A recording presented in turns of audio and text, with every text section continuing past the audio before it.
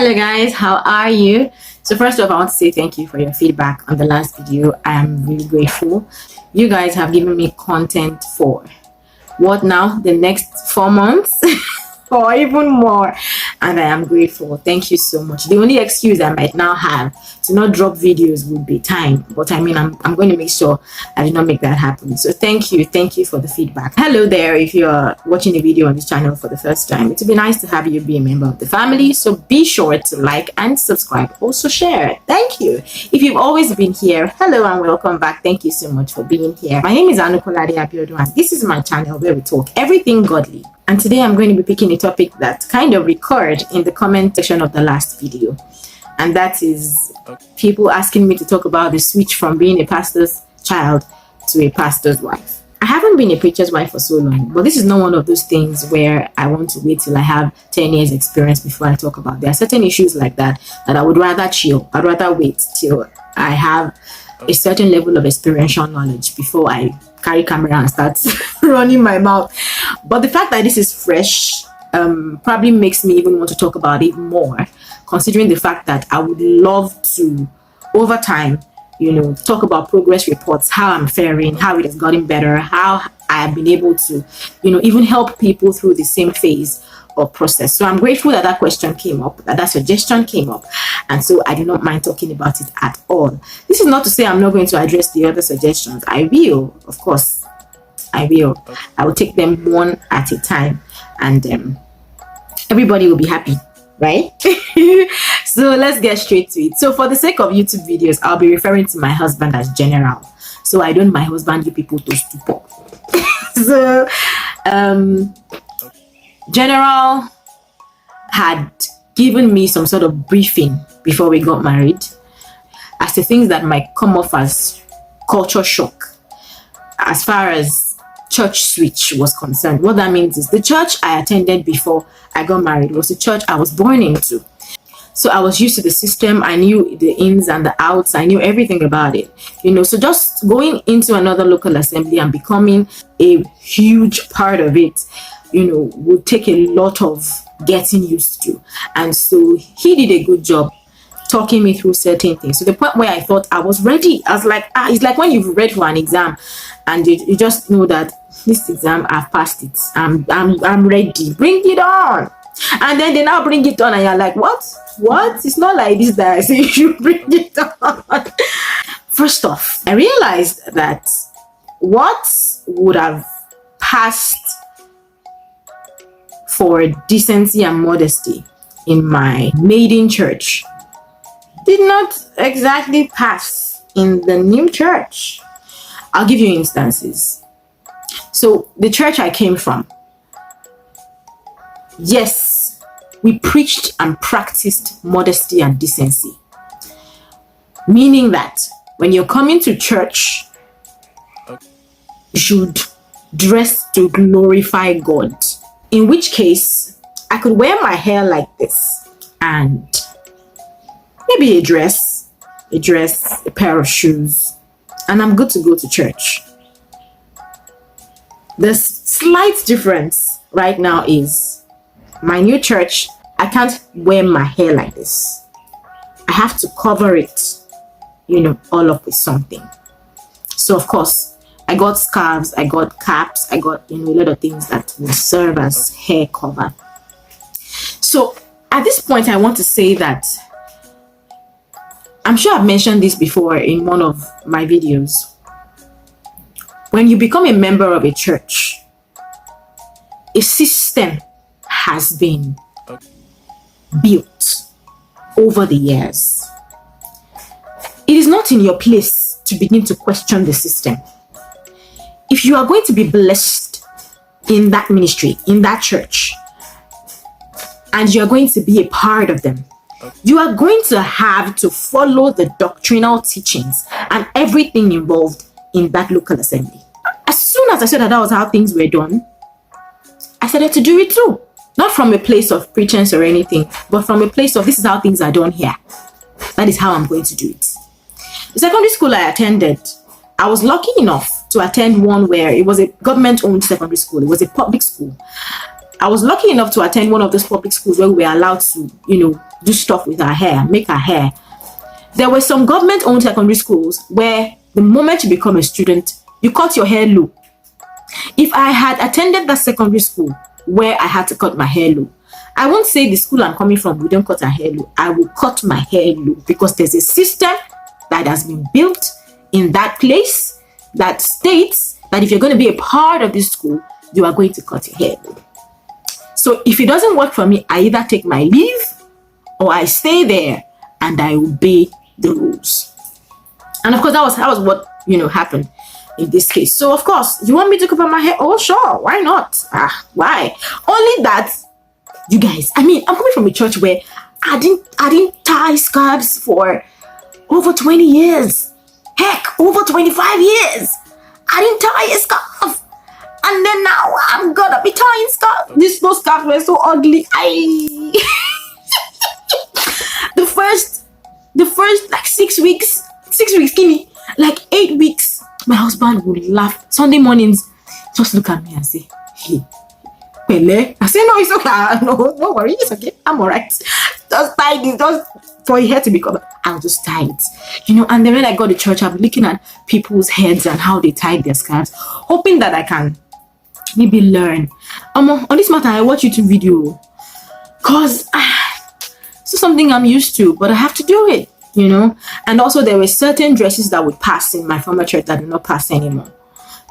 Not because they are indecent, but just because there are certain rules that have been laid. You get it, and I don't have a problem with it.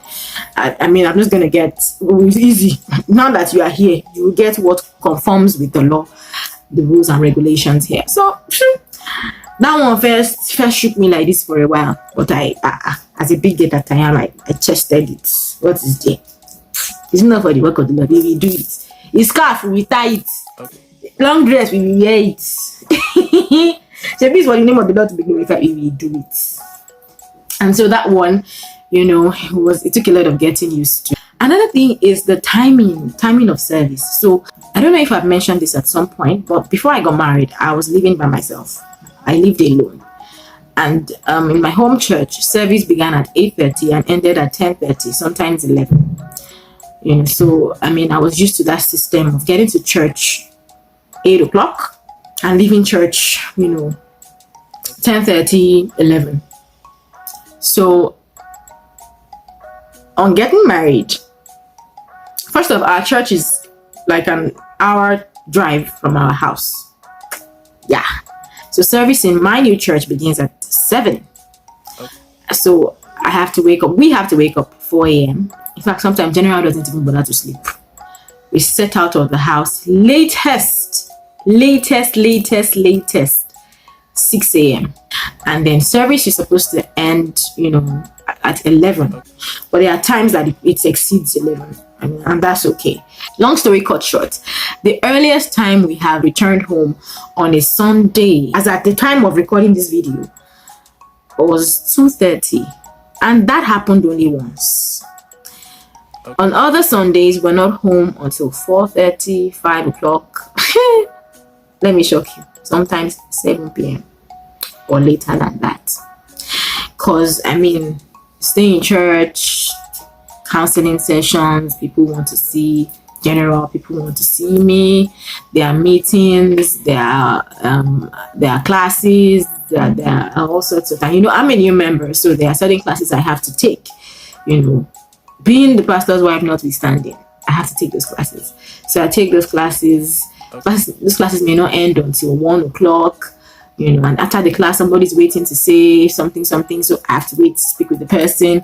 Depending on how serious the matter is, we could be there 30 minutes, 1 hour. That's what? 2 o'clock. After that, I'm done and ready to go home. Then I see that pastor is in another meeting. That might last another 30 to 45 minutes. That's what? 3 p.m. And so, of course, at that point, I'm already starving. I'm starving. So when we're leaving, we stop by, get lunch. That takes another 20, 30 minutes. And remember, I mentioned that from our house to church is give or take 1 hour. On going back home, the traffic is heavier because, it's almost the time where everybody else is going back home. People are returning from their Sunday hangout or something. So traffic and everything, 1 hour 30 minutes, we're home 5 p.m. or later, if we're lucky earlier. That has been my typical Sunday since I got married. So sometimes people text me on Sunday and then text me at 1 o'clock and I don't reply until 6. And they say, madam, I just laugh. See, people, you don't know about it. You don't know. So to be honest, we do not have weekends. You know how before I got married, weekends, I looked forward to weekends, at least the Saturdays. And I know that I would do my laundry, I will rest, I will sleep. You know, there are the days when, if you notice, I upload my videos very early on Saturday mornings, you know, because I feel like that's when everybody's just relaxing and all of that.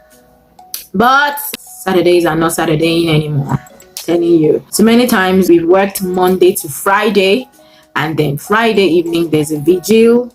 We attend the vigil, we return home 6 a.m. We have like 2 hours or 3 hours of sleep. There's another pastor's meeting on Saturday morning at like 9 a.m. or 10 a.m. So we're out of the house again by 8:30 to make the meeting. The meeting might linger for as long as 3, 4, 5 hours.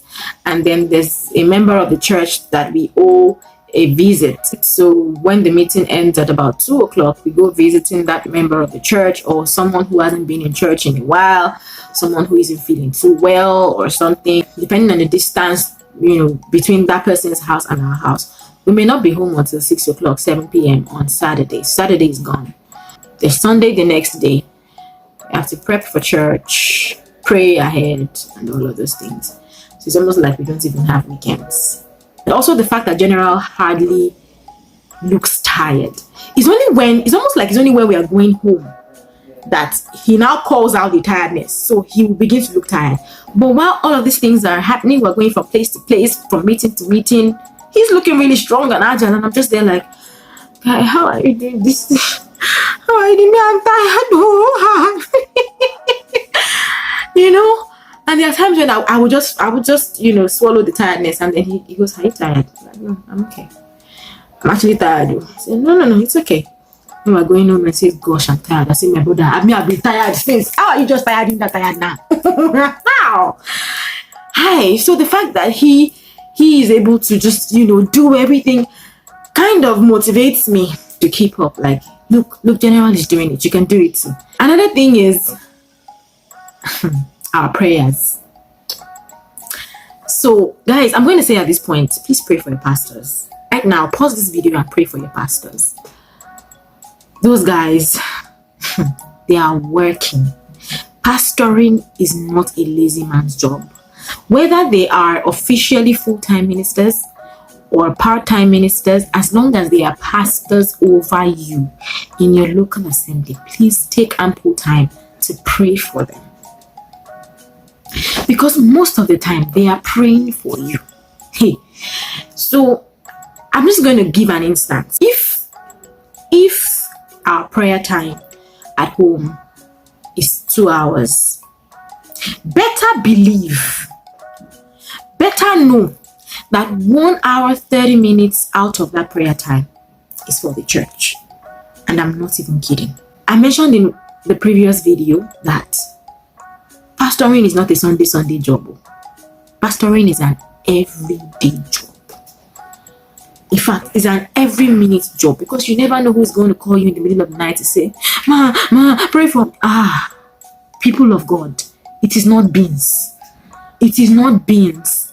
I mean, no, it's not like I'm surprised at the way it is now, because like I said, I saw my dad do it. But because I didn't share a bedroom with my dad, so we would just wake up in the morning and my mom would be telling us that, oh, your dad didn't sleep. So he's trying to take like 2 hours of sleep. He was, you know, praying for somebody over the night. But now, I see it firsthand, how it is that there's a certain level of responsibility. You cannot afford to drop the ball. You cannot afford to slack. You can't afford to do anyhow. Because you can't afford to not pray. As a pastor, you can't afford to not read the Bible. You can't afford to not spend time with God. So, every time, every spare time we get, we're praying in tongues. Every spare time we get, you have to just be ready. You have to be prepared. Apart from the fact that you're responsible for a lot of people, there's also the part where you can be called on at any time to take up a spiritual assignment. There are days when we just receive a message, just get a message that, so tomorrow there's a gathering of pastors from so and so and so, some region or region zone, whatever it is called, and then you're supposed to preach. That's even putting it lightly. Sometimes they will even tell you until you get there.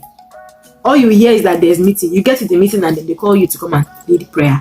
The truth is that if you have not been praying in your house, to lead prayer will not be easy for you. You've not been studying the word in your closet. If anybody just calls on you to teach the word for whatever period of time, your heart will do good, because no preparation, nothing.